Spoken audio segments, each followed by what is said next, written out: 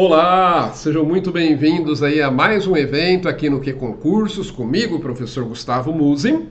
Mais um evento aí de economia, né? Falando dessa matéria importante aí, especialmente para concursos aí na área fiscal, especialmente para concursos como o do ISS São Paulo, né?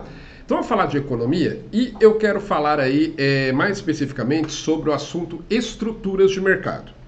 Obviamente aqui é um evento, né, de curta duração, os nossos eventos aí vão de 40 a 60 minutos, então o objetivo não é esgotar o assunto. Nas nossas aulas aqui no Que vocês têm esse assunto com muito mais detalhes, mas apresentar aqui as características, os pontos mais importantes desse tópico, estruturas de mercado, ok? Então vamos lá, começando aí falando, entendendo o que são essas estruturas de mercado. Eu coloquei lá para você, ó. As estruturas de mercado evidenciam as formas como os diferentes mercados de bens e serviços estão organizados, levando em conta aspectos como a quantidade de ofertantes e demandantes e tendo impacto fundamental na formação dos preços. Em relação à oferta, diferenciam-se basicamente pelo número de empresas participantes do mercado e a homogeneidade ou heterogeneidade dos produtos por elas oferecidas. Já quanto aos consumidores, elas diferenciam-se principalmente pelo número de compradores, nós vamos ver isso, tá?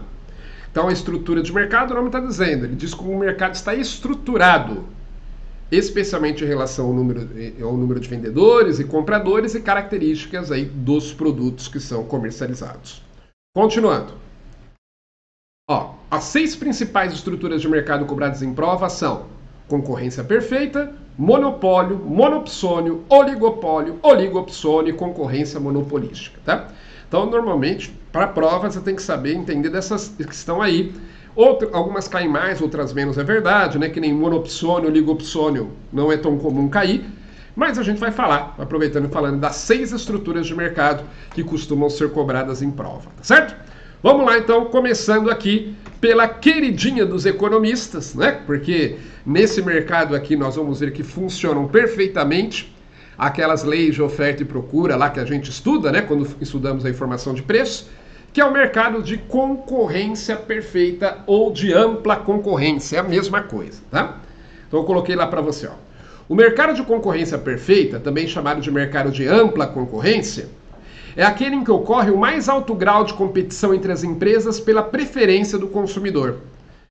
Também é chamado de livre mercado, embora a expressão livre mercado em economia às vezes seja usado mais para comércio exterior, né? Mas também seria o chamado livre mercado, mercado de concorrência perfeita ou ampla concorrência, tá?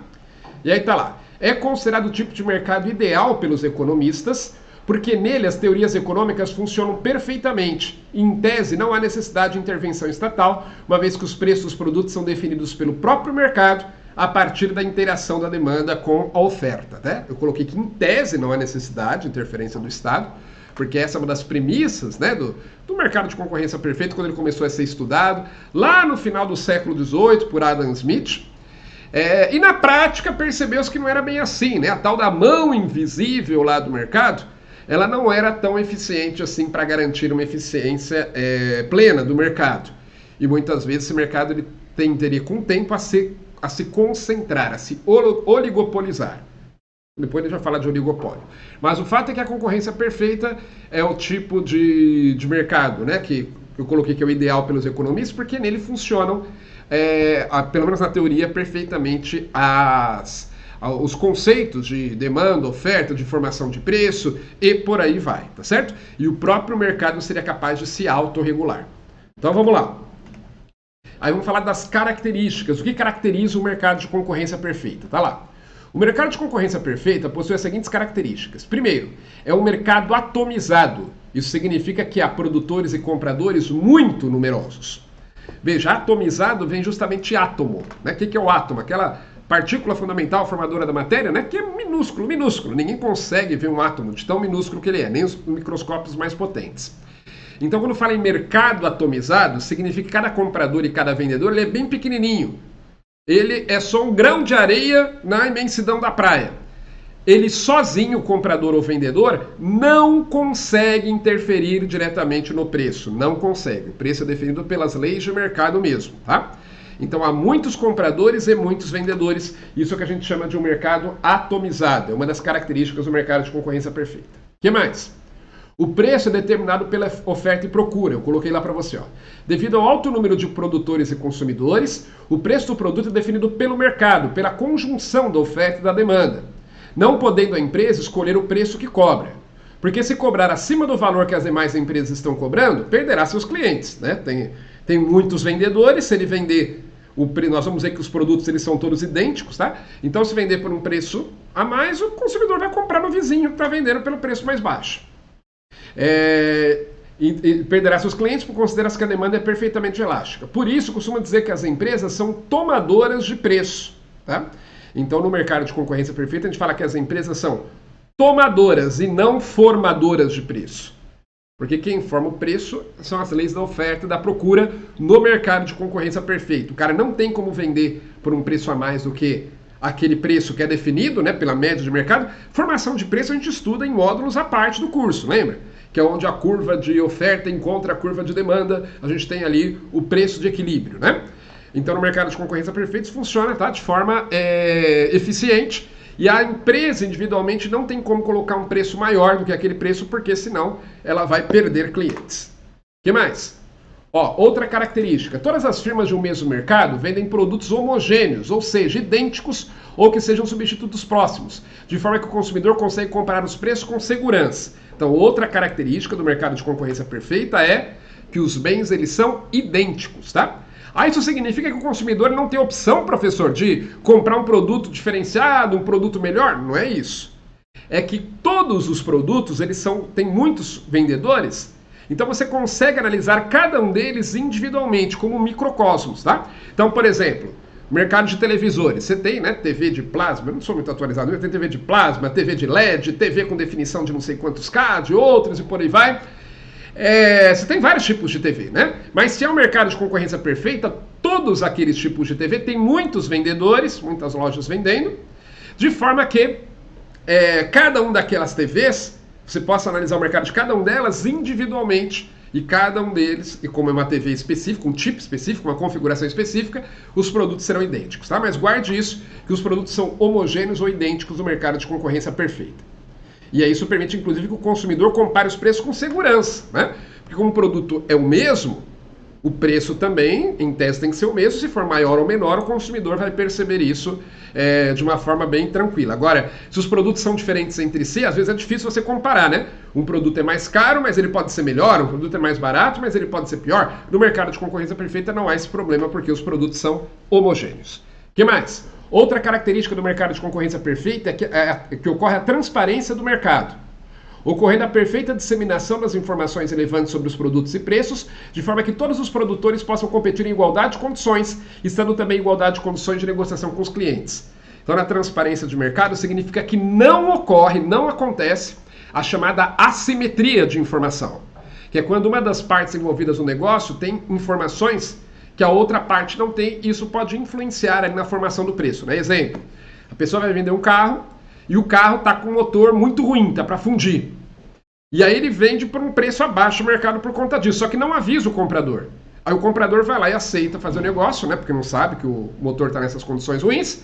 Então ali você tem uma assimetria de informação. Se o comprador soubesse, ou ele não compraria, ou ele exigiria um preço ainda mais baixo, por exemplo, tá certo? No mercado de concorrência perfeita não há esse problema, há uma transparência do mercado em relação às informações. E mais, ausência de restrições à entrada e saída de empresas do mercado. Isso aqui é outra característica importante do mercado de ampla concorrência. O que quer dizer que é fácil empresas novas entrarem no mercado e fácil também sua saída, tá? Então não há barreiras significativas à entrada de novas empresas. Diferentemente do que acontece, nós vamos ver, no monopólio ou no oligopólio, em que há essa barreira de entrada de novas empresas. No mercado de concorrência perfeita, não. É fácil abrir empresa e a empresa começar a operar nesse mercado, tá? E não haverá ali dificuldades técnicas ou dificuldades colocadas pelos demais vendedores, demais ofertantes, para a entrada dessas empresas. O que mais? Perfeita mobilidade dos fatores de produção, de forma que os mesmos, né, que os fatores de produção, como mão de obra, por exemplo, podem ser transferidos de uma empresa para outra, normalmente em virtude de melhores condições oferecidas. Além disso, as empresas também não têm dificuldade de alterar objetos de sua produção. Então, por exemplo, essa empresa ela está pagando seus trabalhadores por um preço muito abaixo ali do preço de mercado, do preço, né, que as outras empresas pagam de mão de obra, de salário, os trabalhadores vão migrar para essas outras empresas que pagam melhor, tá certo? E as empresas também elas têm a possibilidade de alterar sem grandes dificuldades aí o objeto de sua produção, migrando, se for o caso, para um outro produto que seja mais lucrativo. E última característica do mercado de concorrência perfeita é lucro econômico. Deixa eu ver se é o último mesmo que eu coloquei. Não é o último não, é o penúltimo. Lucro econômico nulo no longo prazo. Tome muito cuidado com isso. É o lucro econômico e não o lucro contábil, tá? Porque, professor, se o lucro econômico é nulo no longo prazo, significa que a empresa tem lucro nulo? Ela não ganha nada no longo prazo? É óbvio que não é isso. Né? Por quê? Porque se fosse assim, nenhuma empresa iria mais querer oferecer aquele produto. A empresa ela oferece o produto justamente para ter lucro, tá? O lucro contábil, que é o ganho de fato que a empresa tem na venda ali do seu produto, depois de descontar os seus custos, ele sempre vai existir. Porque senão não haverá incentivo, interesse para a empresa oferecer aquele produto, tá? Aqui nós não estamos falando do lucro contábil ou lucro real, estamos falando do lucro econômico, que é nulo no longo prazo. E o que é isso, o lucro econômico? Eu coloquei lá. O lucro econômico leva em consideração também os chamados custos de oportunidade, que abrange aquilo que a empresa deixou de ganhar por ter produzido um bem ou serviço em detrimento de outros. Vou dar um exemplo simples. Vamos imaginar que seja um produtor rural, ele tem lá a terra dele, né, a fazenda dele, e ele pode escolher por plantar feijão ou milho. Então, ou ele planta feijão ou ele planta milho. Se ele plantar feijão, ele vai ter o lucro da venda do feijão.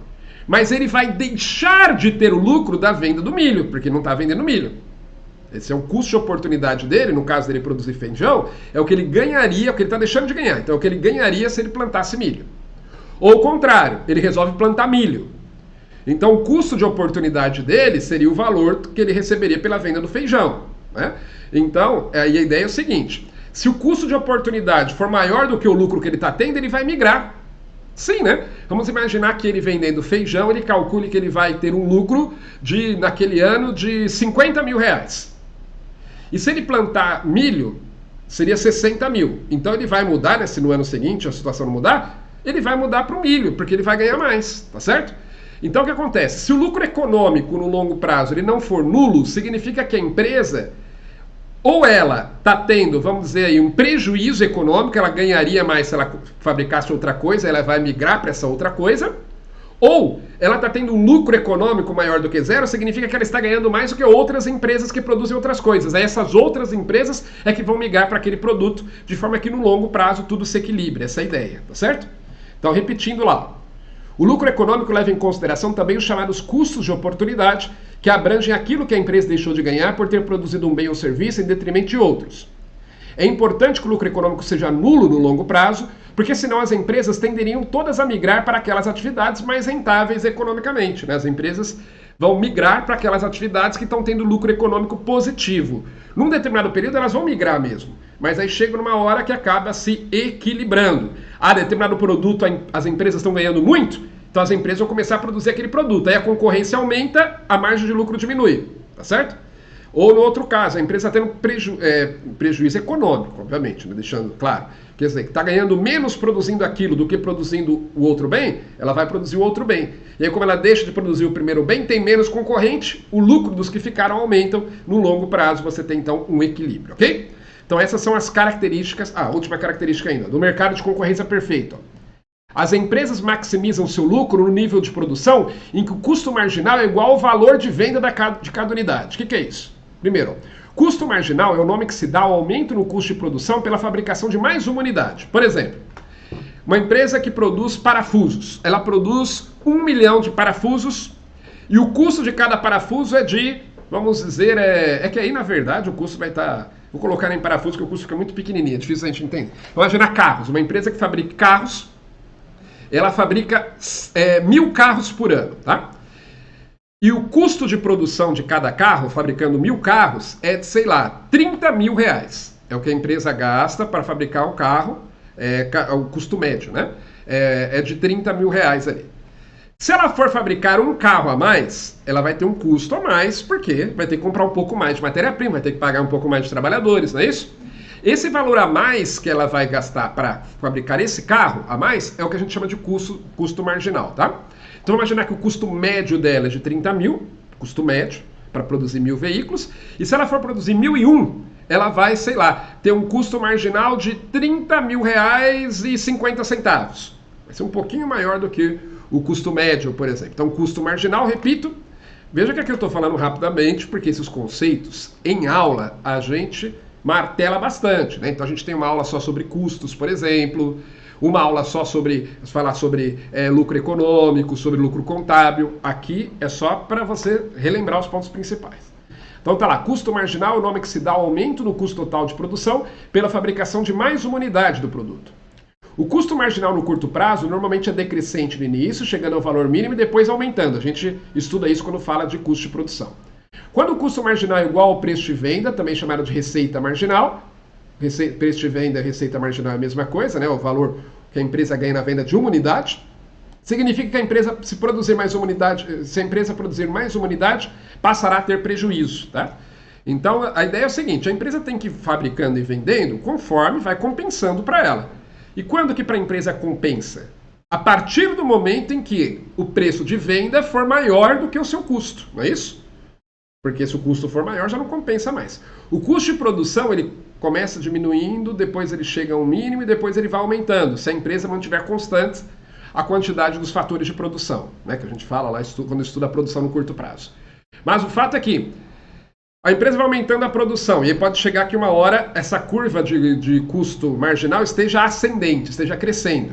Aí pode chegar uma hora que ela vai ultrapassar a receita pela venda do bem, o valor unitário de venda. Aí já não compensa mais para a empresa vender, porque ela vai estar diminuindo o lucro total dela, tá? Mas de qualquer forma, guarde isso, que no mercado de concorrência perfeita, o custo marginal é igual ao valor de venda de cada unidade.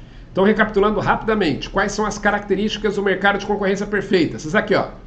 Mercado, só vou ler o que está em negrito. Mercado atomizado, preço determinado pela oferta e procura, né? Nenhum vendedor ou comprador consegue influenciar diretamente.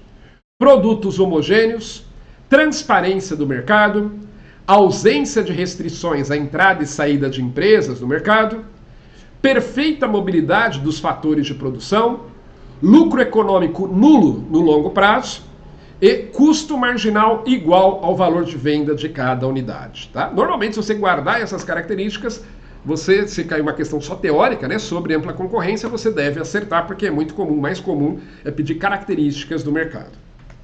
Muito bem. Continuando aí, vamos lá. Peraí, deixa eu só dar uma olhadinha aqui. Peraí, foi, que aqui acho que tá meio devagar aqui pra mim, peraí. Vamos ver se vai agora, peraí. Acho que acabou prendendo aqui um pouco a... Não tá andando o slide aqui, peraí, qualquer coisa. Acho que foi, peraí. Acho que agora tá indo. Peraí, deixa eu só ver aqui o que aconteceu aqui. Pra ver aí, eu acho que ele está com... Peraí.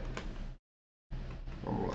Não é monopsônio não. Esse daqui, peraí. Peraí que eu vou dar aqui uma ajustada rapidinho pra gente resolver isso daqui.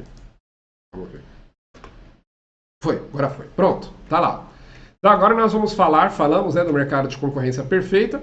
Vamos falar agora do monopólio, tá? É outro tipo de estrutura do mercado. Acompanhe comigo, ó. O monopólio ou mercado monopolista ocorre quando existe um só produtor para um determinado bem ou serviço.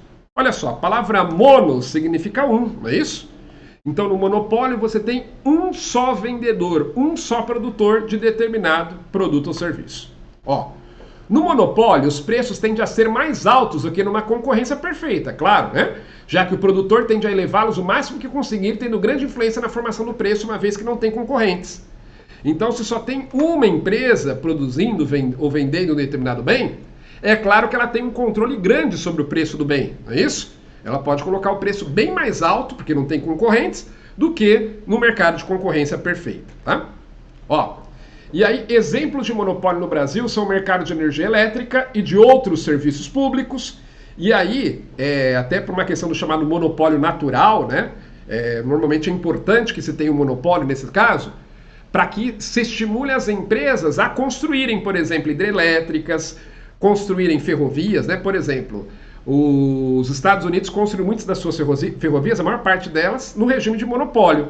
Então, a pessoa falava lá para o governo, eu quero construir uma ferrovia que vai ligar cidades tais e tais. Aí, em troca disso, eu quero que você me dê o direito de explorar essa ferrovia por 30 anos e com monopólio. Aí o governo concedia, porque era interessante construir a ferrovia, né? E a empresa ela teria ali um prazo para recuperar o seu custo. Mesma coisa, por exemplo, para construir uma hidrelétrica. Vamos imaginar que vai ser construído por uma empresa privada. O governo diz, quem tem interesse de gastar bilhões, às vezes, de reais para construir essa hidrelétrica, fazer toda a linha de transmissão e por aí vai. As empresas vão dizer, olha, como é que vai funcionar isso daí? Eu vou investir tudo isso, aí depois que eu estiver pronto, vai vir os concorrentes, eu vou ter que concorrer com esses que não investiram nada. O governo diz, não, calma aí. Você vai poder construir hidrelétrica e, sei lá, durante 20 ou 30 anos, você vai ter o monopólio da exploração dela. Depois desse período, né, considera-se que a empresa já vai ter tido tempo para recuperar o investimento, aí pode passar a ser concorrência, tá? Mas durante um período vai ser um monopólio, né? Outro exemplo, alguns produtos na parte de informática, né? Lembra, na época que você tinha o MS-DOS, que era o sistema operacional, muita gente nem sabe o que é isso, de computadores, era a Microsoft só que fabricava, era um monopólio, né? Alguns produtos, até hoje, quando você tem, eu vou falar sobre isso, quando a empresa fabrica um produto novo, ela tem o direito de patenteá-lo e ela tem exclusividade sobre a produção dele, então durante aquele período vai ter um monopólio, tá? Então, são vários exemplos que nós temos aqui. Então eu coloquei, né? No caso do Brasil são exemplos o mercado de energia elétrica e alguns outros serviços públicos, bem como aqueles produtos que são protegidos por patentes enquanto durar o direito de exclusividade. Ó, características do monopólio, características do mercado monopolista, tá lá. Primeiro, barreiras à entrada de outros vendedores. Então, no mercado monopolista, a empresa só tem uma, ela costuma criar dificuldades aí, né? Ou às vezes ela mesma cria, ou as próprias circunstâncias do mercado, a gente vai falar sobre isso, a própria lei muitas vezes impõe isso, mas há dificuldade ou impossibilidade da entrada de novos players, da entrada de novos vendedores. Então tá lá. As barreiras costumam ser uma das causas principais de um monopólio, sendo que podem existir de forma legal, que é o exemplo, né, do caso de produtos protegidos por patentes durante o prazo de exclusividade, ou exclusividade concedida a concessionários de serviços públicos, ou por outros fatores, como custos muito altos, que pode dificultar a entrada especialmente de empresas pequenas, e até mesmo por práticas desleais de competição. Então, às vezes a empresa pode utilizar o chamado dumping, por exemplo, que é quando ela vende o produto por um preço menor do que o valor de custo dele. Justamente por um período, justamente para quebrar alguém que esteja querendo entrar, né? Então tem lá, vamos imaginar, uma grande rede de supermercados que domine o mercado em uma determinada região, e aí vem entrar um outro mercadinho, resolve abrir uma unidade ali bem na região onde aquele mercado domina. Aí o mercado, por exemplo, baixa os seus preços, faz promoções absurdas por um período para atrair os clientes, né, e quebrar o mercadinho. E aí, normalmente, depois de um tempo, ele volta ao preço normal, tá certo? Mas aí é proibido o dumping. Não é proibido você fazer promoção, não é isso? Mas é proibido você vender por um preço abaixo do custo de produção, simplesmente para quebrar o seu concorrente, tá? Mas o fato é que no mercado monopolista existem barreiras à entrada de outros vendedores. Outra característica do monopólio é que a empresa define o preço. Como a empresa atua sozinha no mercado, ela pode estabelecer o preço do produto sem interferência da concorrência. E muitas vezes tem de oferecer os produtos em quantidades inferiores ao que seria oferecido se mais empresas estivessem no mercado, como uma forma de valorizar o produto dela, né? Então, no monopólio, a empresa atua sozinha, ela que define o preço do produto, tá certo? É claro que existe um limite, né? Porque se ela colocar o preço muito caro, as pessoas não vão comprar, não vão ter dinheiro para comprar. Mas ela consegue forçar esse preço num ponto que para ela seja ótimo, num preço que fique, né, um preço alto e que as pessoas ainda comprem, tá certo? Então a empresa é que define o preço, no caso aí do monopólio. E uma das formas, inclusive, dela fazer isso, convencer as pessoas a comprarem o produto, muitas vezes é reduzindo a quantidade vendida. Não coloca uma quantidade muito alta justamente para que o produto não se desvalorize, né, pelo alto número ali de unidades do mercado, ok? O que mais? Desestímulo à inovação. Também é característica do monopólio normalmente, ó.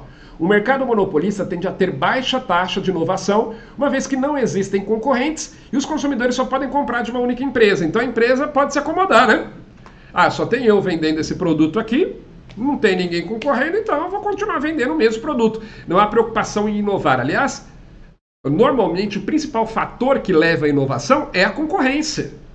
Né? Se nós não tivéssemos, por exemplo, concorrência na fabricação e venda de automóveis, muito provavelmente a gente estaria andando naqueles carimbeques antigões, sem amortecedor, sem nada, sem quase nada de conforto. Né? Por quê?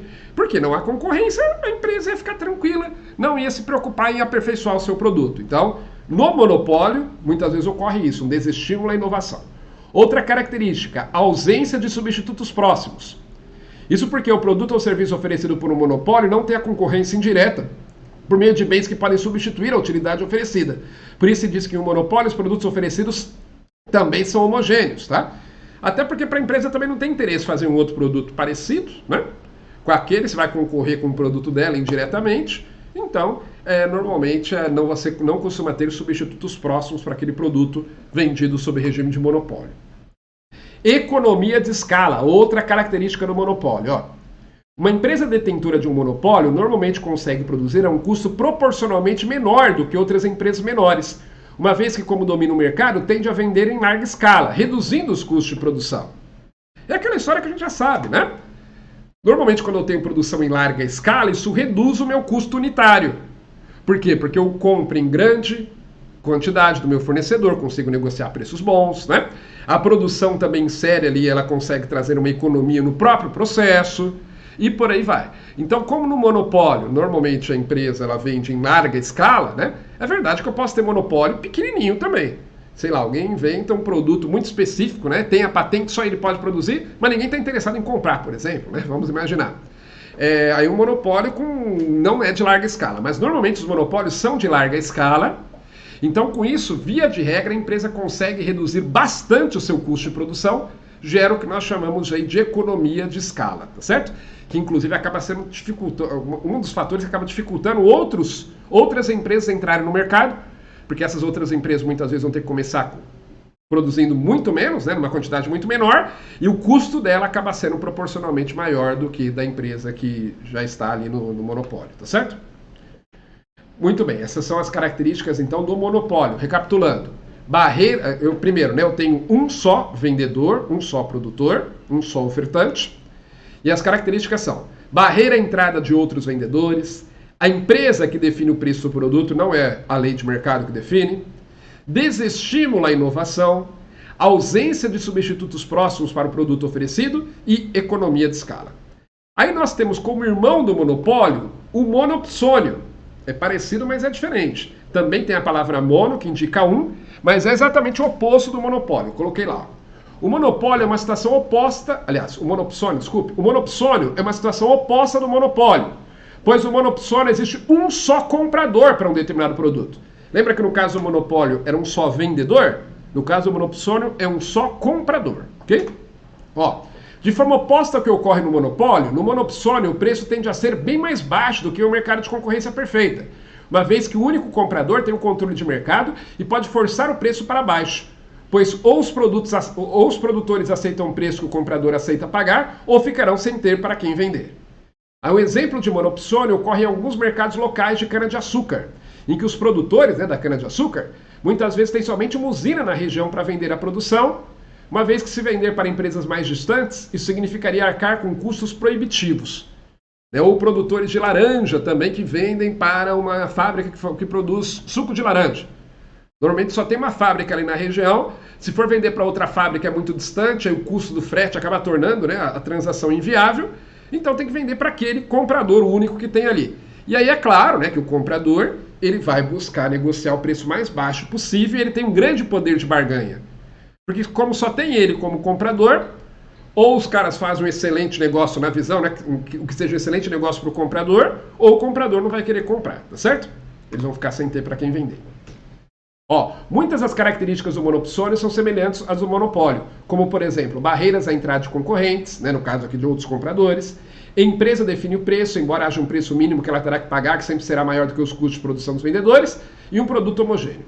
Costuma-se dizer ainda que no monopólio não existe curva de oferta e no monopsônio não existe curva de demanda.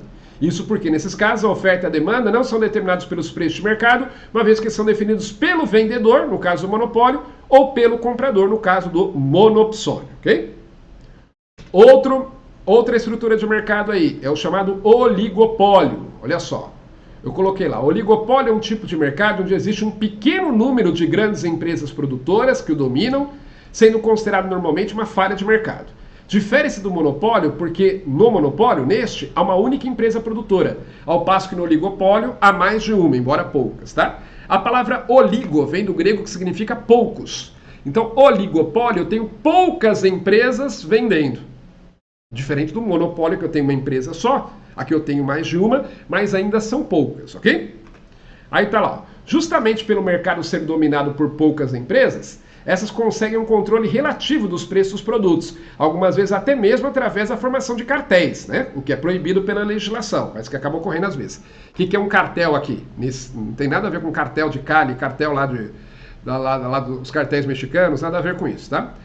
Cartel é quando você tem empresas que seriam concorrentes, não são empresas do mesmo grupo, e que se juntam para tabelar, para padronizar um determinado preço de um produto. Por exemplo, já deve ter ouvido falar que às vezes aí na sua cidade os postos de gasolina se reuniram para cobrar sempre o mesmo preço pelo combustível. Se há uma combinação de postos de gasolina de donos diferentes para fazer isso, é o que a gente chama de um cartel, tá certo? Que ele é proibido pela legislação justamente porque prejudica quem não faz parte do cartel, né, outras empresas que não fazem parte, e acaba diminuindo a concorrência e prejudicando, em última instância, o próprio consumidor, porque vai ter que pagar normalmente preços mais altos do que pagaria no mercado de concorrência perfeita. Tá? Mas o fato é que no oligopólio tem um pequeno número de empresas produtoras, pequeno número de ofertantes daquele produto. As principais características do mercado oligopolista são, primeiro, é considerado um mercado de concorrência imperfeita, não perfeita, imperfeita. Pois é uma situação, pois configura, né, está situado em uma posição intermediária entre o monopólio e a concorrência perfeita. Tá? Então, o oligopólio não é tão ruim como o monopólio, uma vez que eu tenho mais de um, né, que está vendendo, mas não é a situação ideal da concorrência perfeita. Então, ele está ali entre o monopólio e a concorrência perfeita. Interdependência entre as empresas. Pois, como são poucos os atores do lado da oferta, o que um faz influencia diretamente nas decisões dos outros. Isso porque eles estarão sempre de olho nos seus concorrentes. Muitas vezes, inclusive, como eu já disse, há a formação de cartéis, que é uma prática de concorrência desleal em que os fornecedores de um determinado bem ou serviço combinam preço entre si, formando um conluio que normalmente faz com que o consumidor tenha que pagar um valor mais alto. Né? Então, quando a gente fala de interdependência entre as empresas no oligopólio, não significa que uma depende da outra para ter lucro, uma depende da outra para existir, não é isso? Uma tem que pagar, tem que dar recurso para outra, nada disso. Interdependência significa que o que uma empresa faz normalmente influencia na decisão das demais. Por quê? Imagine, né, que só tem 3 empresas que dominam um determinado mercado. Então elas estão sempre de olho uma na outra, né? Se uma empresa faz uma promoção, as outras provavelmente vão fazer também. Se uma empresa faz tal coisa, as outras reagem. Por quê? Porque como são poucas empresas, elas estão ali de olho no que uma está fazendo para reagir, seja copiando, né, o que a outra está fazendo, seja adotando uma outra medida para contrabalancear ali, para combater aquele efeito que a outra está praticando. Né? Então você tem uma interdependência ali entre as empresas, ok? O que não ocorre no mercado de concorrência perfeita, por quê? Porque o mercado de concorrência perfeita é muita gente, lembra? O mercado de concorrência perfeita é um mercado atomizado. Então não tem como ficar de olho em que tudo estão fazendo ali. Eventualmente posso olhar o meu vizinho, alguém ali, mas não é uma interdependência entre as empresas de uma forma geral, ok? Já no mercado de oligopólio há. O que mais? Também no oligopólio há barreiras para a entrada de novos competidores. Isso porque as empresas que dominam o mercado oligopolista tendem a criar barreiras à entrada de novos competidores. Inclusive porque costumam monopolizar também a cadeia de fornecimento, dificultando que novos competidores surjam, né?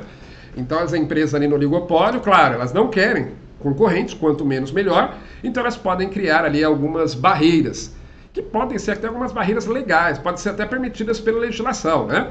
Por exemplo, ali baixar o preço desde que não fique abaixo do custo de produção, oferecer preços melhores para os fornecedores para que forneçam para eles, tá certo? Mas há essa barreira à entrada de novos competidores no oligopólio.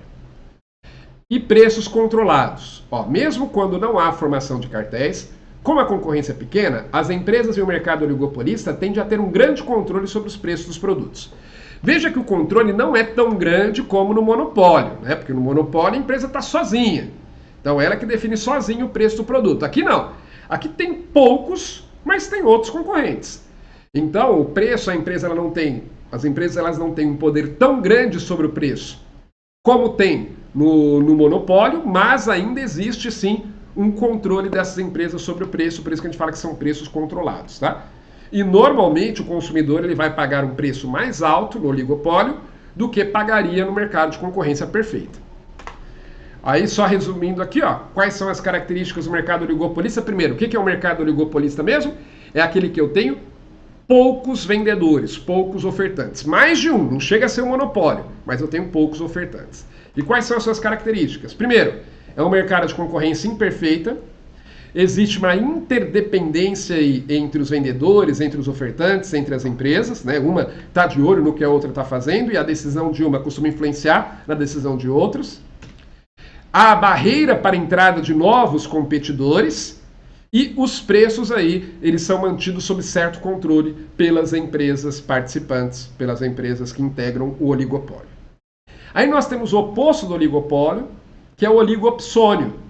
Só para falar exemplo, né, de oligopólio no Brasil, por exemplo, é o setor bancário. Você vai falar, professor, mas no Brasil nós temos centenas de bancos, realmente temos. Só que são poucos os que dominam o mercado de varejo, né? Então você acaba tendo um oligopólio. Ou, por exemplo, fabricantes de veículos nacionais, são poucas as montadoras, então são exemplos de oligopólios, tá? Oligopsônio.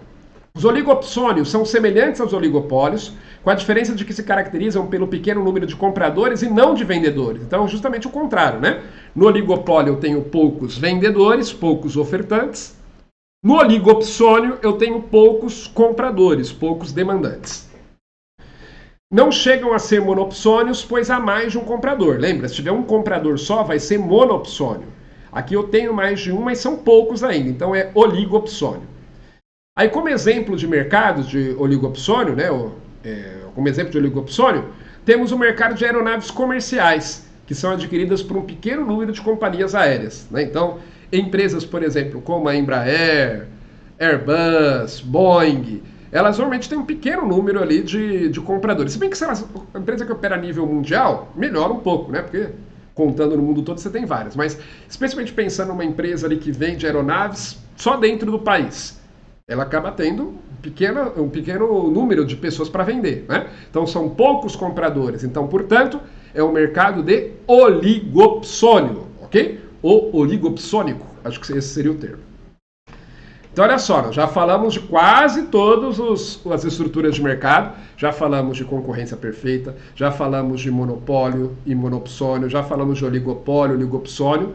Falta-nos falar somente sobre a última categoria de estrutura de mercado, que é a chamada concorrência monopolística. Veja, não é concorrência perfeita, é concorrência monopolística. Vamos entender o que é isso, ó. O mercado de concorrência monopolística também é um modelo intermediário de mercado, ou seja, um modelo de concorrência imperfeita, assim como o oligopólio ou oligopsônio, com a diferença de que esses últimos se encontram mais próximos de um mercado monopolístico ou monopsônico, respectivamente, ao passo que a concorrência monopolística se aproxima mais da concorrência perfeita. Então, na concorrência monopolística também não é perfeita a concorrência, mas é uma situação melhor do que o oligopólio, por exemplo, e o oligopsônio, tá?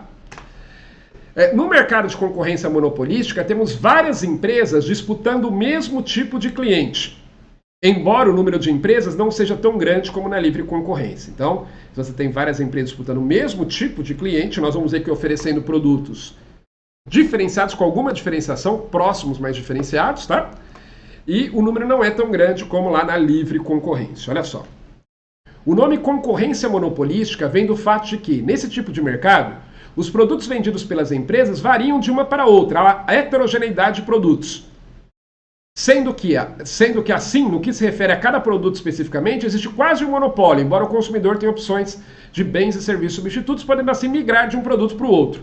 Então, por exemplo, se você pensar no caso de veículos, pensar num país que tenha muitos produtores e vendedores de veículos, né? Só que acontece que os veículos eles são diferentes entre si. Não é a mesma coisa, eu vou comprar uma SUV, vou comprar um utilitário, ou vou comprar um carro de passeio esportivo, tanto faz. Não é assim, né? Você pode até falar, não, de repente, entre essa SUV tal e esse esportivo tal, eu prefiro SUV, se fosse uma Ferrari ou outra SUV nacional, eu compraria Ferrari, ok. Mas existe ali diferença entre os produtos, concorda? Né? Ou, por exemplo, o mercado de refeições. Você tem muitas vezes vários restaurantes diferentes, todos oferecem comida, mas o atendimento pode variar de um para outro, ou a qualidade do prato, ou a localização. Então ali, normalmente, as pessoas têm os seus restaurantes preferidos, vamos dizer assim, né?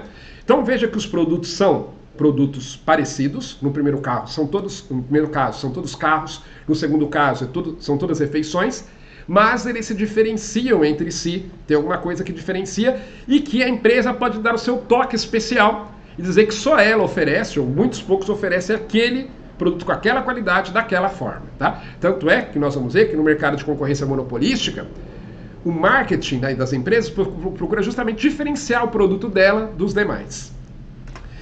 E aí quase, né, que você tem um monopólio para cada um desses produtos, porque cada um tem o seu jeito ali de produzir, vamos dizer assim.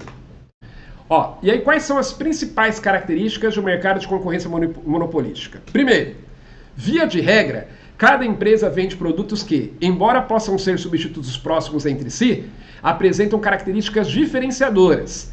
Assim, os produtos são semelhantes, mas não substitutos perfeitos, fazendo com que haja... Esse A aqui está faltando um H, né? Faltando um H. Com que haja uma intensa disputa pela preferência dos consumidores, tá? Então, aqui os produtos são parecidos entre si, mas não são iguais. Então, aí há uma disputa ali pela preferência dos consumidores. Um exemplo também que se costuma citar é de teatros. No local que tem muitos teatros, uma cidade com efervescência cultural grande, você tem lá, cada teatro apresenta uma peça diferente, não é isso? Naquele período, pelo menos. Os atores, a não ser que você faça a mesma peça com atores diferentes, mas via de regra, cada teatro vai ter sua peça diferente, porque os atores estão em um local só.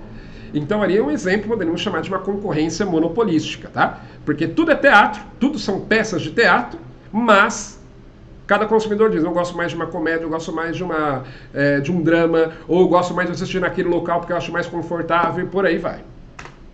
Mas cada empresa então oferece produtos que, embora possam ser substitutos, eles apresentam características diferenciadoras, e elas vão disputar a preferência desses consumidores. O que mais? Há um grande número de empresas disputando uma específica parcela do seu público.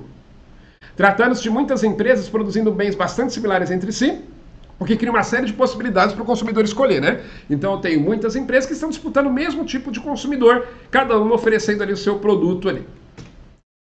Todas as empresas são de porte e poder de concorrência semelhantes, o que limita bastante o seu controle sobre o seu preço. Os produtores buscam ganhar mercado por meio da diferenciação de seus produtos junto aos consumidores, tá? Então as empresas não tem nenhuma grande empresa que domina o mercado, não. São de porte e poder de concorrência semelhantes, e aí elas têm pouco controle sobre o preço, o que elas vão procurar fazer é diferenciar o seu produto. Outra característica, liberdade para entrada e saída de empresas no mercado, assim como acontece lá no mercado de concorrência perfeita, né? Não existindo barreiras significativas para isso. O que mais? Decisões independentes das empresas, também como acontece no mercado de concorrência perfeita. Aí as decisões tomadas por um player do mercado normalmente não impactam nas decisões tomadas pelos demais. Justamente porque eu tenho ali grande número de empresas, então normalmente elas tomam decisões independentes entre si. É claro, não é que sempre o cara pode estar de olho no que o vizinho faz, querer imitar, tudo bem, mas não existe uma dependência assim tão rígida como normalmente acontece lá no oligopólio, ok? E aí, normalmente, o mercado de concorrência monopolística é encontrado na prática nas vendas de varejo de bens e serviços, como ocorre, por exemplo, com as lanchonetes e salões de cabeleireiro nas grandes cidades, que oferecem produtos e serviços semelhantes, mas que normalmente apresentam peculiaridades próprias, disputando a preferência do consumidor, né? Sei lá, por exemplo, alguém quer lá, a mulher quer lá pintar o cabelo, né? Qualquer salão que ela entrar na cidade vai pintar o cabelo, vai cortar o cabelo. Mas ela fala, não, eu vou naquele cabeleireiro porque eu conheço, eu gosto do atendimento dele, o preço é justo, eu sei que ele faz um bom trabalho e por aí vai, né? Então ele consegue se destacar, ok? Então, o mesmo acontece no caso das lanchonetes, né?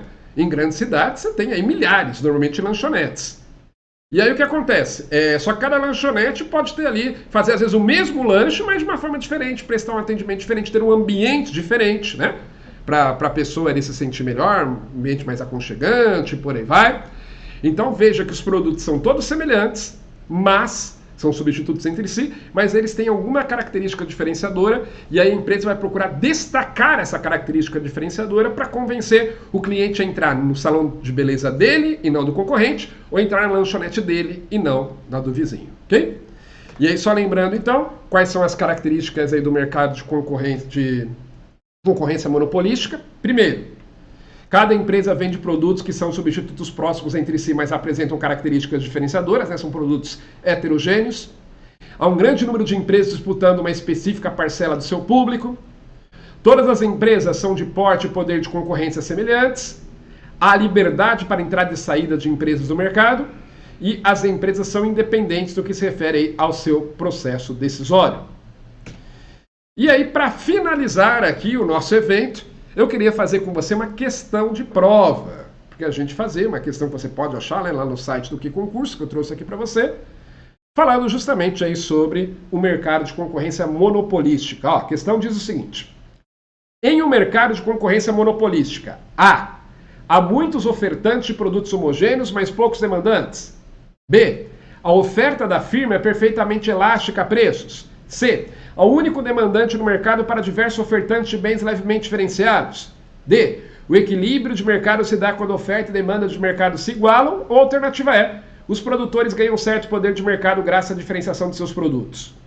Pode ser que aí tenha temas, né, que nós não tratamos hoje, mas dá para saber qual é a alternativa correta, de acordo com o que eu falei aí. Qual dessas você assinalaria se caísse na sua prova? A, B, C, D ou E? Dou-lhe uma, dou-lhe duas, dou-lhe três. Acertou quem falou que é a alternativa E. Alternativa E de errada, mas aí tá certa, E de exata, né? De fato, na concorrência monopolística, os produtores ganham certo poder de mercado graças à diferenciação aí de seus produtos. É essa forma que eles buscam se destacar, tá? Alguém poderia dizer, professor, mas a alternativa D, o equilíbrio de mercado se dá quando a oferta e demanda de mercado se igualam, não está correto? Não, porque isso só ocorre mesmo no mercado de ampla concorrência, tá? E não no mercado de concorrência monopolística, que é um mercado que é de concorrência imperfeita, tá certo? Muito bem, com isso então chegamos ao final aqui de mais um evento em que nós tratamos aqui de economia, falando aí sobre estruturas de mercado, trazendo aí as características principais de cada uma dessas estruturas. Vamos ficando por aqui. Bons estudos para você, um grande abraço e até a próxima!